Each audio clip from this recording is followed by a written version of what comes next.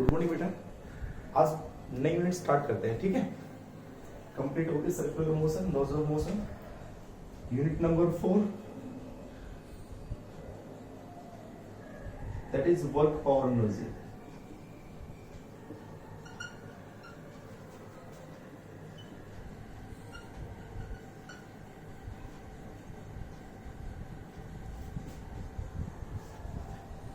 तो सबसे पहले इसमें टॉपिक आता है वर्क का टॉपिक, ठीक है।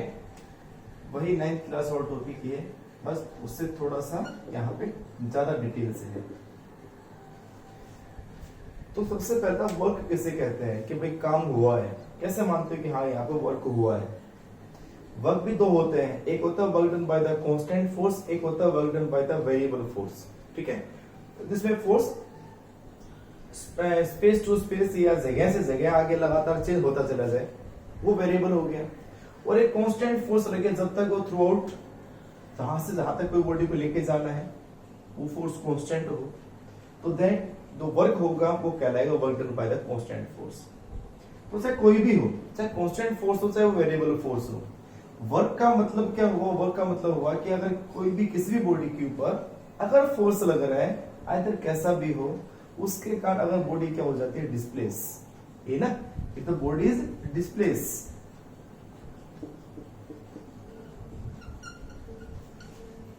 बॉडी इज डिस्प्लेस किधर? In the direction of applied force. जिधर फोर्स आप लगा रहे हो अगर उसी डायरेक्शन में बॉडी क्या हो जाती है? डिस्प्लेस हो जाती है, देन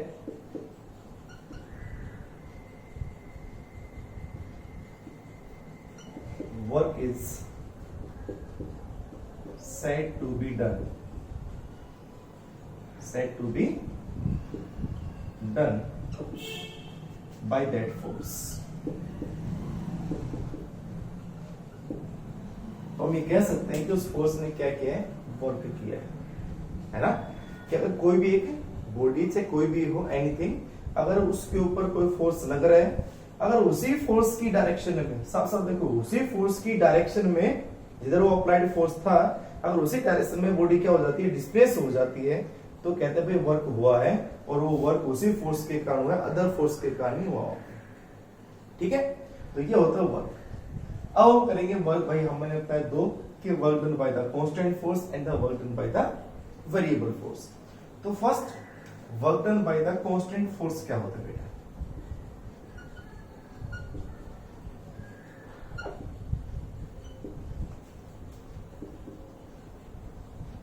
जैसे कि हर बार बताता हूं आपको, जब भी कोई यूनिट स्टार्ट होती है तो उसके जो बेसिक्स होते हैं, ये बेसिक हैं, सबसे इंपॉर्टेंट होते हैं। इन बेसिक्स को बहुत अच्छे से समझे।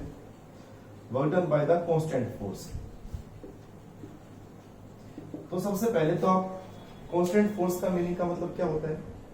Force is a vector, force is a vector.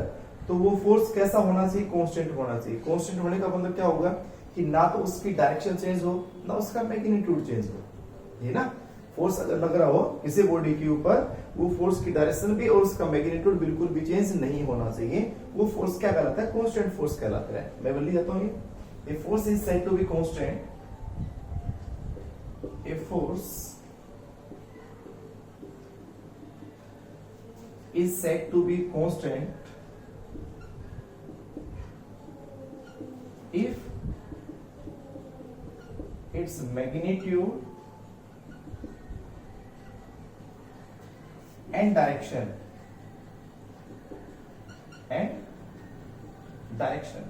not changes।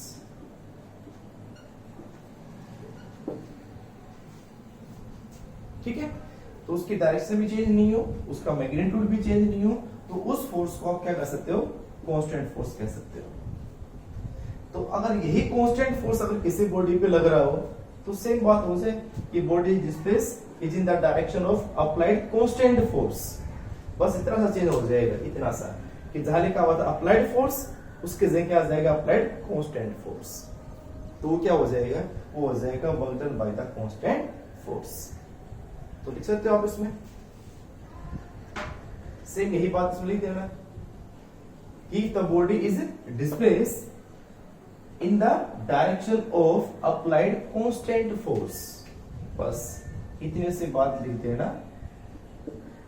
Applied constant force, then work is said to be done by that force। यानी लिखना है दोबारा से, वो तो फर्स्ट टॉपिक था, ठीक है। उसको लिखा कि work done by the constant force क्या है, तो मैंने पहले कांस्टेंट फोर्स की डेफिनेशन लिखी है, फिर work done by the constant force की डेफिनेशन लिखी है। तो ये work done by the constant force की डेफिनेशन हो जाएगी, क्योंकि वर्क तो वर्क ही है ना, तो डेफिनेशन में चेंज आएगा तो क्या आएगा, चेंज आएगा, जो फोर्स में चेंज आएगा, क्योंकि टाइप किसकी है, फोर्स की टाइप है। तो फोर्स एक हो गया कांस्टेंट, तो कांस्टेंट लिख दिया। अगर हो जाएगा वेरिएबल तो यहां आ जाएगा अप्लाइड वेरिएबल, बस डेफिनेशन तो सेम ही रहेगी, ठीक है। नोट करो उसको आप एक बार, हो गया। अब इसका मैथमेटिकल क्या होगा, देखो मैथमेटिकल कैसे करेंगे, इसका फॉर्मूला क्या बनाएंगे आप, वो देखो बेटा।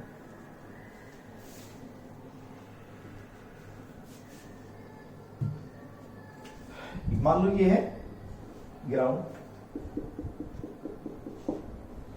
ठीक है। अब फोर्स को अगर कांस्टेंट रखना है तो सिंपल सी बात है, कांस्टेंट का उन्होंने क्या बताया कि डायरेक्शन भी और मैग्नीट्यूड चेंज नहीं होना चाहिए।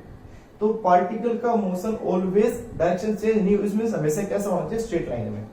तो उस बॉडी को ऑलवेज स्ट्रेट लाइन में ही डिस्प्लेस करना पड़ेगा, तभी फोर्स कांस्टेंट हो सकता है। तो हम कोई भी एक ऑब्जेक्ट रख देते हैं, ये कोई ऑब्जेक्ट है, ठीक है। इसका एनीवन कोई भी मास हो सकता है, एन मास मान लिया हमने, ठीक है। इसके ऊपर मैं एक फोर्स लगा रहे हैं। अब मैं फोर्स को इस डायरेक्शन में ना लगा के इंक्लाइंड लगा देता हूं, क्योंकि जब भी कोई केस करते हैं तो हमेशा मैंने पता है ना तो उसके पैरेलल फोर्स लगाते हैं, ना एंटी पैरेलल लगाते हैं, ना परपेंडिकुलर लगाते हैं। तो किसी भी डायरेक्शन में फोर्स लगा दिया एफ यहाँ पे, क्लियर। अब आप उसको मूव कर रहे हैं हॉरिजॉन्टल डायरेक्शन में, ये ऐसे करके खींच रहे हैं, ऊपर ले जाएगा, ये मूव करेगा आगे की साइड में। तो मान लो उसको मैं यहां तक लेके आऊंगा, यहां तक, जो कि यहां से लेकर यहां तक जो डिस्प्लेसमेंट है वो मान लेते हैं एस, ठीक है। तो यहां उस वर्क डन की डेफिनेशन क्या बढ़ेगी, इस वर्क डन की जो डेफिनेशन बढ़ेगी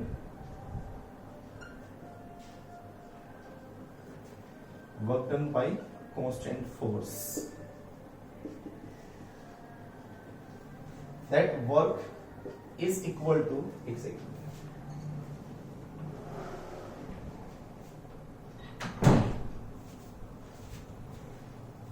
कौन कौन सा बेटा है, फोर्स या कंपोनेंट ऑफ फोर्स कह सकते हो इसमें,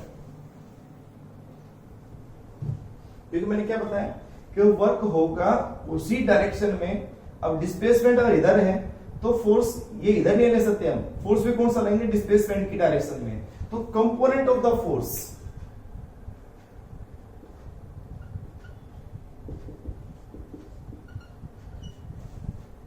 इन द डायरेक्शन ऑफ डिस्प्लेसमेंट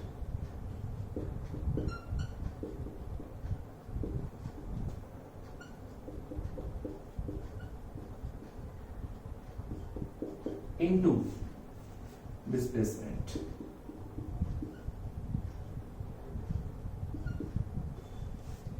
हमें उस फोर्स का वो कंपोनेंट लेना है इन द डायरेक्शन ऑफ डिस्प्लेसमेंट, जिधर डिस्प्लेसमेंट हो रही है, मींस हॉरिजॉन्टल में, इंक्लाइंड है हॉरिजॉन्टल में लेना है। तो कैसे करोगे आप इसमें इसका रिजोल्यूशन कर दो कि भाई इसका ना हॉरिजॉन्टल के साथ एक एंगल बन रहा है, कितना एंगल बन रहा है, थीटा एंगल। तो इसके क्या क्या कंपोनेंट बनेंगे, इसके कंपोनेंट हो जाएगा एंगल वाला हमेशा क्या होता है, एंगल वाला हमेशा होता है cos थीटा, तो ये आ जाएगा f cos थीटा, और उसका परपेंडिकुलर होता है f sin theta, this is equal to f sin theta. तो अब बताओ इसमें से कौन सा फोर्स रिस्पॉन्सिबल है उस बॉडी को आगे मूव करने के लिए, इस बॉडी को आगे मूव करने के लिए जो फोर्स रिस्पॉन्सिबल वो कौन सा है, f cos थीटा, ना कि f sin थीटा, ठीक है। तो कौन सा रिस्पॉन्सिबल है, f cos थीटा। तो यहां पे आप क्या लिखोगे, work is equal to component of force, कौन सा हुआ, कंपोनेंट ऑफ फोर्स हो गया f cos theta into displacement, displacement कितना हो गया s, तो इंटू आ गया एस। तो वर्क इज इक्वल टू हो गया F cos theta into S, या हम इसको ये भी कह सकते हैं work is equal to F S cos theta. Vector आप पढ़ चुके होंगे, रिवाइज कर चुके होंगे। A B cos theta, A vector B vector cos theta, ठीक है ना। अगर ये वेक्टर क्वांटिटी ये भी वेक्टर क्वांटिटी है और दोनों के बीच में पर क्या है, एक एंगल आ रहा है कोस थीटा, तो आप इसको क्या कह सकते हो, ए बी कोस थीटा को आप ये कह सकते हो। और F vector dot S vector, तो यहाँ पे ए का मैग्नीट्यूड है बी का मैग्नीट्यूड है और दोनों के बीच में एंगल थीटा दिया होता है, तो हम उसको क्या कहते हैं, A vector dot B vector. कौन सा product, dot product, scalar product, क्योंकि work is a scalar, work एक स्केलर होता है, इसलिए इसमें कौन सा प्रोडक्ट आएगा, स्केलर प्रोडक्ट, ठीक है। तो आप किसी भी दो क्वांटिटी का अगर डॉट प्रोडक्ट कर दोगे, किसी भी दो उनका फोर्स का और डिस्प्लेसमेंट का अगर डॉट प्रोडक्ट कर दोगे तो भी क्या आ जाएगा, वर्क आ जाएगा। This is equation number 6। तो ये फॉर्मूला याद रखना, किसी भी कांस्टेंट फोर्स के कारण जो भी वर्क होगा वो वर्क डायरेक्ट आप करोगे। अगर F का पता है मैग्नीट्यूड, S का मैग्नीट्यूड पता है और एंगल पता है कि F और S में कितना एंगल आप एंगल पुट कर दोगे तो यह वर्क आ जाएगा। या फिर आपको अगर वेक्टर फॉर्म में दिया हुआ है, जैसे कहते हैं F हमारे पास दिया हुआ है, फॉर एग्जांपल जैसे आपको बता दूं मैं छोटा सा क्वेश्चन एक लेके, मान लो ये दिया हुआ है कि लेट F वेक्टर है 2i cap plus 3j cap minus k cap और S वेक्टर है this is equal to i cap minus 2j cap plus 3k cap. और आपसे पूछ ले what is the work done, net work कितना होगा, then W कितना आएगा, तो W होगा F डॉट S। तो आप इन दोनों का क्या करोगे, डॉट प्रोडक्ट करोगे, तो डॉट प्रोडक्ट कितना आएगा, डॉट प्रोडक्ट कैसे करते हैं, I डॉट I1 होता है, J डॉट J1 होता है, K डॉट K1 होता है। तो I का I से करोगे, J का J से करोगे, K का कैसे करेंगे, वेक्टर कर चुके पहले भी हम। तो I डॉट I तो 1 हो जाएगा, तो 2 इंटू यहाँ क्या है 1, तो 2 इंटू 1 क्या हो जाएगा 2, ये माइनस ये प्लस क्या जाएगा माइनस, 2 इंटू 3 क्या हो जाएगा 6 और 3 इंटू यहाँ क्या है -1 तो क्या हो जाएगा -3।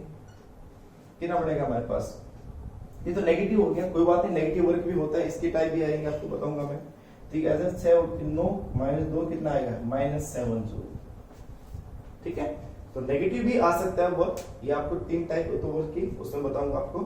फिलहाल याद रखें कि हमने जो वर्क किया था उस वर्क कांस्टेंट फोर्स अगर हुआ, कांस्टेंट फोर्स हुआ तो या तो उनका डॉट प्रोडक्ट करेंगे या उनका मैग्नीट्यूड का प्रोडक्ट करोगे और एंगल पुट करोगे दोनों के बीच का cos ऑफ थीटा, तो वर्क आ जाएगा। तो एक टाइप आ गई वर्क की ये वाली, जिसको कहते हैं work done by the constant force, ठीक है। स्क्रीनशॉट ले आप इसका।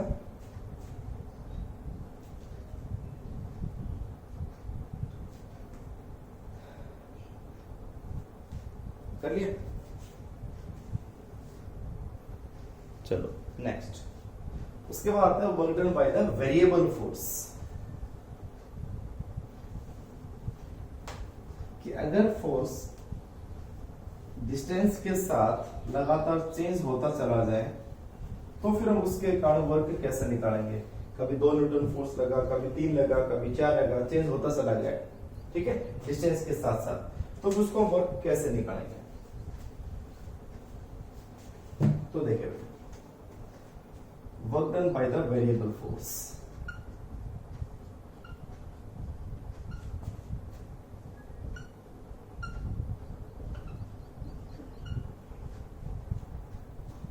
और आप प्रैक्टिकली अगर आप देखेंगे ना, प्रैक्टिकली तो जो वर्क होता है डेली लाइफ में वो वेरिएबल फोर्स के कारण होता है। कि क्या ऐसा कभी हो सकता है कि हम कोई भी काम कर रहे हैं उस पर उतना ही फोर्स लगाते चले जाएं जितना हम शुरू में लगा रहे थे, ऐसा तो प्रैक्टिकली पॉसिबल हो ही नहीं सकता है ना, कभी नहीं हो सकता। ये तो तब हो सकता है या तो क्या किया जाए मैं थोड़ी किसी भी चीज को यहां से लेकर थोड़ी सी दूर ले जाना हो, 2 मीटर 4 मीटर 5 मीटर ले जाना हो, तो फिर अलग बात है कि बहुत ही कम डिस्टेंस के लिए अगर हम कर रहे हैं तो वर्टिकल कांस्टेंट हो सकता है। लेकिन अगर आपको बहुत लंबी दूरी तक अगर किसी चीज को लेके जाना हो, डिस्प्लेस करना हो, तो ऐसा क्या प्रैक्टिकली पॉसिबल है कि आप कांस्टेंट फोर्स लगाते चले जाएंगे, जो शुरू में लगाएंगे वो लास्ट तक लगता चला जाएगा? नहीं, कभी न कभी एक ऐसी पोजीशन आएगी जहां वो फोर्स जरूर चेंज हो गया होगा। तो प्रैक्टिकली लाइफ के अंदर हमेशा जो वर्क डन होता है वो वेरिएबल फोर्स के कारण होता है। ठीक है, तो उस वेरिएबल फोर्स से कैसे निकालेंगे भी टोटल वर्क, तो वो देखें। जैसे बहुत दूर तक कोई भी एक वर्क करना है, कहीं भी ले जाना है, तो कैसे क्या करोगे कि भाई अब जरूरी नहीं कि स्ट्रेट लाइन हो, या फोर्स कैसा दिखा, वेरिएबल लिखा हुआ है, तो वेरिएबल में फोर्स कैसा भी हो सकता है, कितनी भी डिस्टेंस हो सकती है उसकी।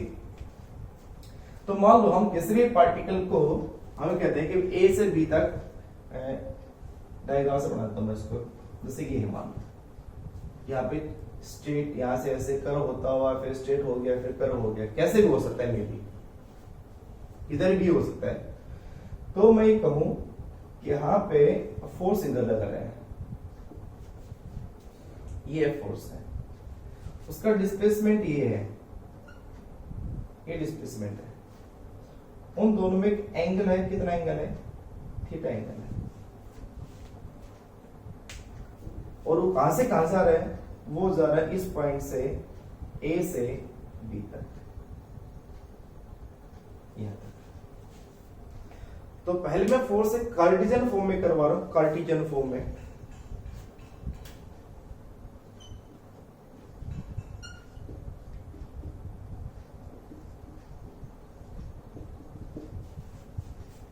उसके बताऊं दूसरा तरीका इसका, कार्टेशियन फॉर्म का मतलब होता है वही same XL, X coordinate, Y coordinate और जेड कोऑर्डिनेट, क्योंकि जरूरी नहीं है ना कि फोर्स हुआ वो एक ही डायरेक्शन में हुआ, उसका डिस्प्लेसमेंट एक्स में हुआ होगा, कुछ वाई में हुआ होगा, किसी जेड में हुआ होगा।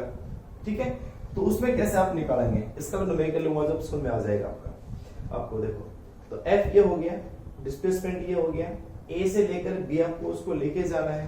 तो सबसे पहले तो वही बात आ गई कि इस f का कंपोनेंट कौन सा लेंगे, f का कंपोनेंट वो लोगे जो s के अलोंग होगा। तो f के अलोंग, s के अलोंग जो f का कंपोनेंट होगा इधर, कौन सा आ जाएगा बेटा, f cos थीटा ना, this is equal to f cos theta, और इसका परपेंडिकुलर क्या आ जाएगा, f sin थीटा। तो वर्क डन तो क्या होगा, component of the force and the displacement F cos theta into S। Net जो वर्क होगा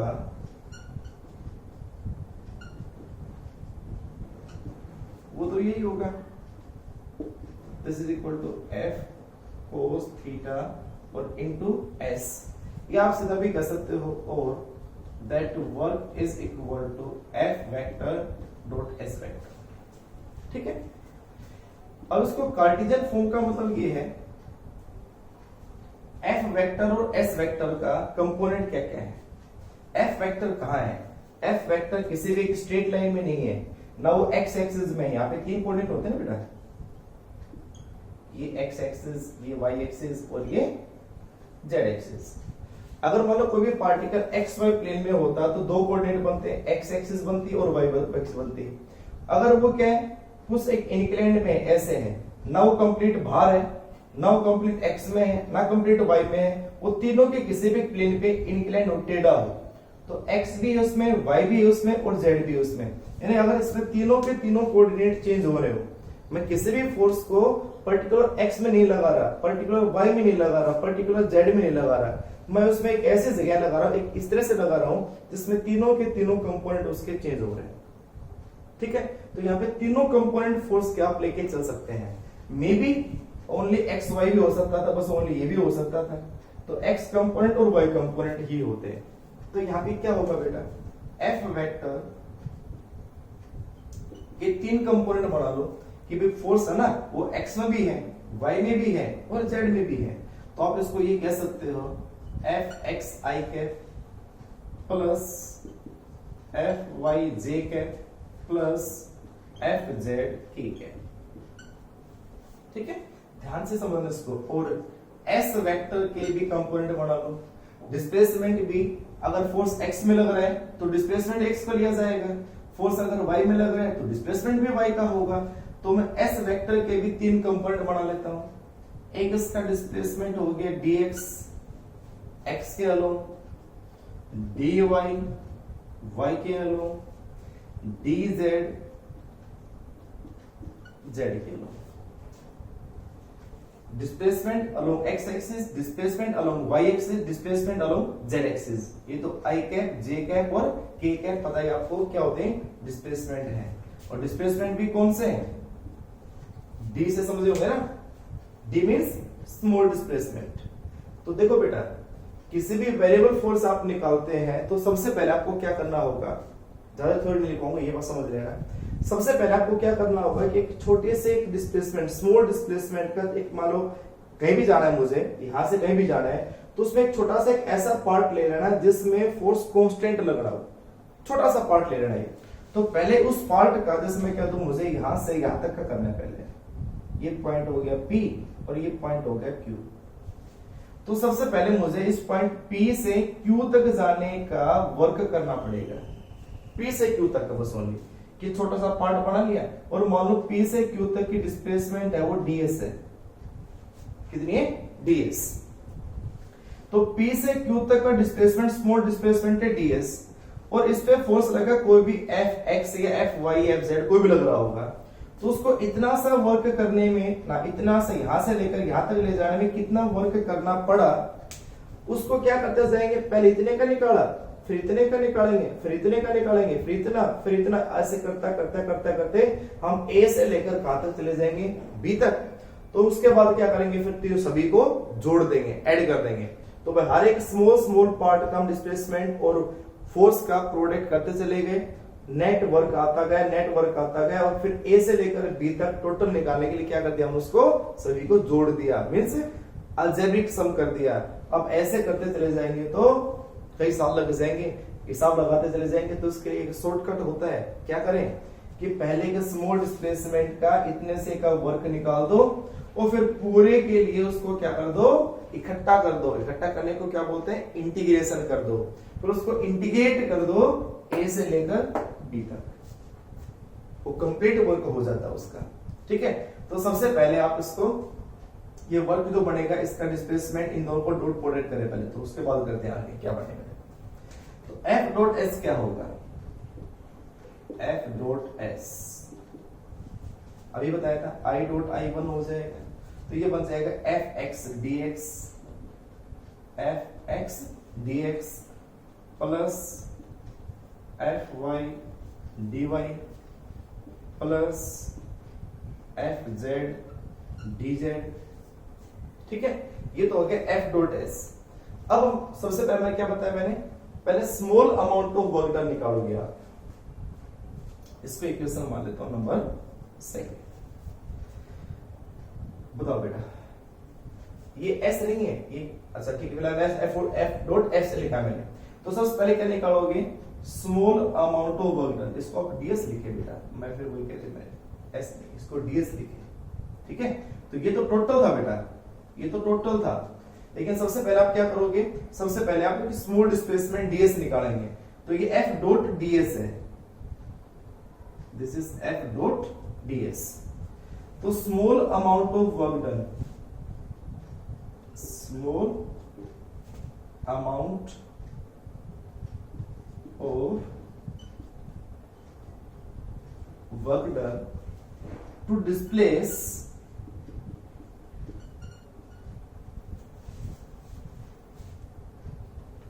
ये तो जरूरी नहीं बनाना बेटा, to displace a body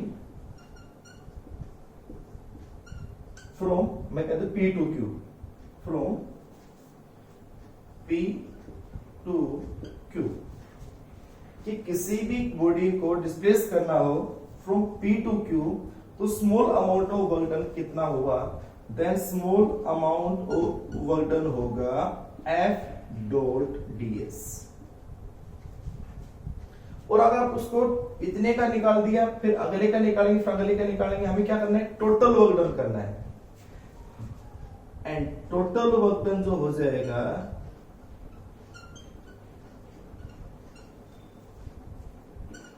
to displace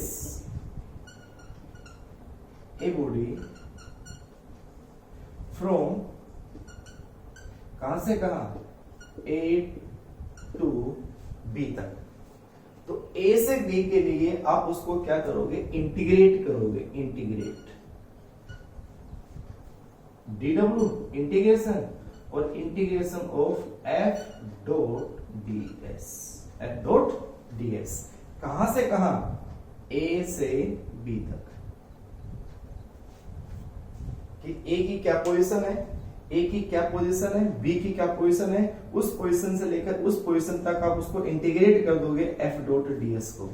और एफ डॉट डीएस मैंने यहां निकाल सकूं, मैं यहां लिख सकूंगा। ठीक है, आप इसका स्क्रीनशॉट लें, न्यूमेरिकल निकालेंगे तो आप बहुत अच्छे समझ सकेंगे इसको, लेकिन पहले आप इसको इतना लिख ले पहले। ठीक है, टोटल वर्डन होता है एफ डॉट एस, यहाँ पे एफ भी दिया होता है, एस टोटल दिया होता है, लेकिन यहाँ एस टोटल नहीं है, दिस इज डीएस। एक स्मॉल एलिमेंट हमने लिया है, एक एलिमेंट हमने लिया है जहां फोर्स कांस्टेंट लग रहा था, एफ फोर्स कांस्टेंट फोर्स लग रहा था। ठीक है, एफ फोर्स यहां से यहां तक कांस्टेंट नहीं है, आप सर आप वेरिएबल बता रहे हैं, मैं वेरिएबल बता रहा हूं, वो वेरिएबल ए से लेकर बी तक है कि यहाँ पे अलग अलग रहा हुआ, यहाँ अलग, यहाँ अलग। तो हमने एक ऐसा पोर्शन लिया है जहां इससे इसके बीच में फोर्स कांस्टेंट लगा है, तो इसके बीच में कांस्टेंट फोर्स है, अगर अलग उसके बीच में कांस्टेंट फोर्स होगा। ठीक है, तो बस ओनली उस कांस्टेंट फोर्स का मैंने आपस में क्या कर दिया, उनका डॉट प्रोडक्ट, तो इनका डॉट प्रोडक्ट करोगे तो एफ डॉट डीएस आ जाएगा। टोटल निकालने का आप उसको क्या करेंगे, इंटीग्रेट करेंगे। तो इंटीग्रेट करो, आप इसकी वैल्यू पुट कर दो यहाँ पे इक्वेशन नंबर 3 के अंदर। ठीक है, देखो क्या बनेगी बेटा, तो इसका फॉर्मूला हमारे पास आ जाएगा बेटा, डीडब्ल्यू का तो वर्क हो जाएगा टोटल डब्ल्यू, तो आप इसका फॉर्मूला ये बनाना, F dot DS, F dot DS ये जिसमें ये एक्स एक्सिस का वर्क डन होगा, ये वाई एक्सिस का वर्क डन होगा, ये जेड एक्सिस का वर्क डन होगा। तो आप ये कहे ना, ये लिखना इसमें फॉर्मूला कि F X D X plus integration of, सब अलग अलग कर दें, F Y D Y plus integration of F Z D Z.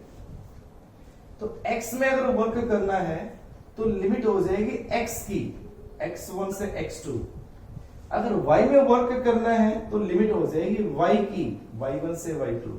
अगर वर्क z में करना है तो लिमिट हो जाएगी z1 से z2। ये वर्क होगा बेटा, इसको बोलते हैं कार्टेशियन फॉर्म। कार्टेशियन फॉर्म का मतलब x एक्सिस का अलग करना, y का अलग करना, z का अलग वर्क करना, क्योंकि जरूर नहीं है कि फोर्स एक ही डायरेक्शन में लग रहा हो, फोर्स तीनों डायरेक्शन में भी लग रहा हो सकता है। ठीक है, तो ये है हमारे पास एक फॉर्मूला। हम आप इसको एक न्यूमेरिकल बताता हूं, फिर आप इसमें कर लेना, बड़े अच्छे से समझ सकेंगे आप इसको। आप इसको नोट करें पहले एक बार, करिए स्क्रीनशॉट। ठीक, देखिए कैसा न्यूमेरिकल आता है इसके ऊपर, तो न्यूमेरिकल आपको बताता हूं, क्योंकि आपको पेपर में आपसे अगर पूछ सकता है तो कॉन्सेप्चुअल टाइप क्वेश्चन पूछ सकता है, वर्क क्या है, कांस्टेंट फोर्स में क्या होता है, वेरिएबल से क्या होता है, एक आध छोटे मोटे क्वेश्चंस इंपॉर्टेंट है इनके न्यूमेरिकल्स। ठीक है, एक मिनट बेटा,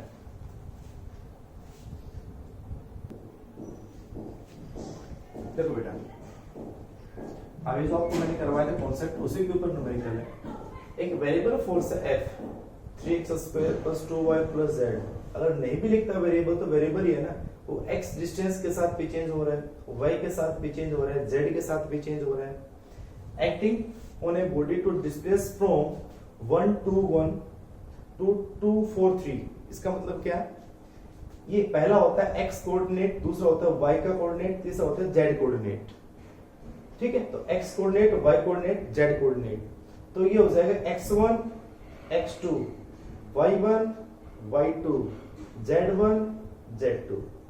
यानी x एक्सिस में तो लेके जाना उसको 1 मीटर से 2 मीटर ले जाना है, y एक्सिस में ऊपर लेके जाना है उसको 2 मीटर से 4 मीटर, z एक्सिस में लेके जाना है 1 मीटर से 3 मीटर।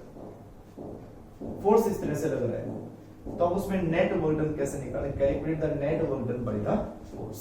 तो अभी जस्ट मैंने आपको कराया था ना, वही आप लगा दो इसके अंदर। तो देन वर्क डन जो आएगा हमारे पास, अभी फॉर्मूला क्या लिखा था बेटा हमने सीधा कि integration of fx dx plus integration of fy dy plus integration of fz dz। Integration कहां से कहां, x1 से x2, y1 से y2 एंड z1 से z2। ये कितना आया था, बस अब वैल्यू तो पुट करनी है, वैल्यू पुट कर दे। तो fx की वैल्यू क्या है, दिस इज fx। तो fx हमारे पास कितना है बेटा, fx है 3x स्क्वायर, तो 3x square into dx, into dx। Integration कहां से कहां, x1 से x2 यानी 1 to 2, 1 to 2 plus fy, this is fy, integration of 2y into dy। कहां से कहां, 2 to 4, 2 to 4 plus fz dz। fz क्या है, z, तो z इंटू dz। कहां से कहां, लिमिट होगी इसकी 1 to 3, 1 to 3। अब हमने आपको इंटीग्रेट करना और क्या करना है, बस इंटीग्रेट क्या होगा बताओ, 3 का तो कुछ होता नहीं है।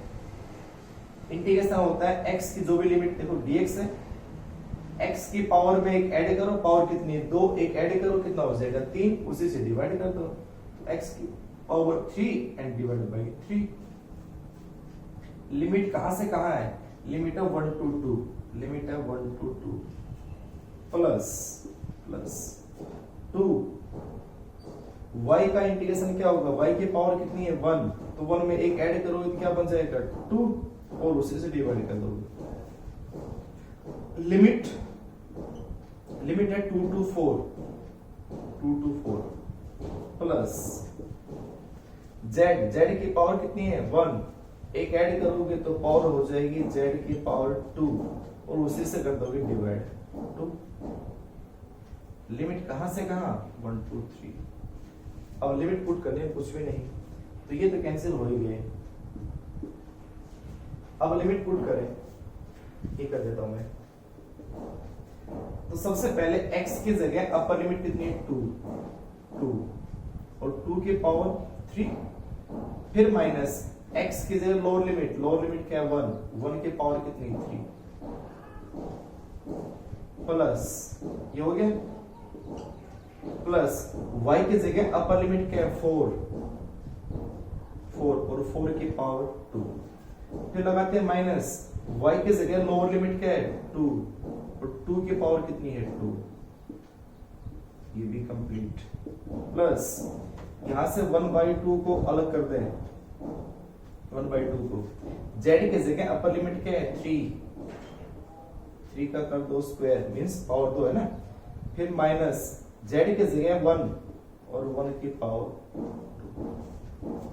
करे सोल्व कितना आएगा, आप इसका स्क्रीनशॉट ले, मैं ऊपर ही देता हूं उसका आंसर।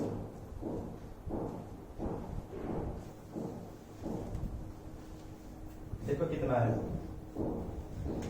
ये आएगा 2 to पावर 3 कितना है 8 माइनस 1, ठीक है, प्लस 4 to पावर 2 कितना हो जाएगा 16 माइनस 4, ठीक है, प्लस 1/2, 3 to पावर 2 कितना हो जाएगा 9 एंड माइनस 1।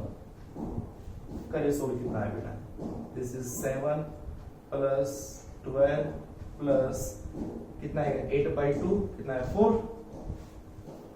कितना बड़ा बेटा 12 और 7 19 और 23, तो वर्क डन आ गया 23। वर्क की यूनिट क्या होती है जूल, तो वर्क डन हमारे पास आएगी 23 जूल। कहां से कहां तक ले जाने का, x1 से x2, y1 से y2, z1 से z2। मे भी उसने अगर अलग अलग पूछा होता कि x में ले जाने में कितना वर्क होगा तो ये अलग निकाल देते, तो x एक्सिस में ले जाने में वर्क किया जाता 7 जूल, y का अलग पूछता तो y का निकाल देते, कितना आता है 12 जूल, और z का अलग पूछता तो z का अलग निकाल दिया 4 जूल। और अगर नेट वर्क पूछा है तो नेट में तीनों को ऐड कर दो, क्योंकि वर्क स्केलर होता है तो उनका सीधा सा अलजेब्रिक सम हो सकता है, वेक्टर एडिशन यूज नहीं करते हैं। ठीक है, तो ये था न्यूमेरिकल, इस तरह से हम इसका वेरिएबल फोर्स के न्यूमेरिकल निकालते हैं बेटा। ठीक है, इसका स्क्रीनशॉट ले, नोट करो इसको आप। ठीक है बेटा, कर लिया? तो आज के लिए इतना काफी है बेटा। आप सभी क्वेश्चंस निकालने की कोशिश करें, work done by the constant and variable force. आप खुद ट्राई करें अपने आप। ठीक है, थैंक यू, बाय बेटा।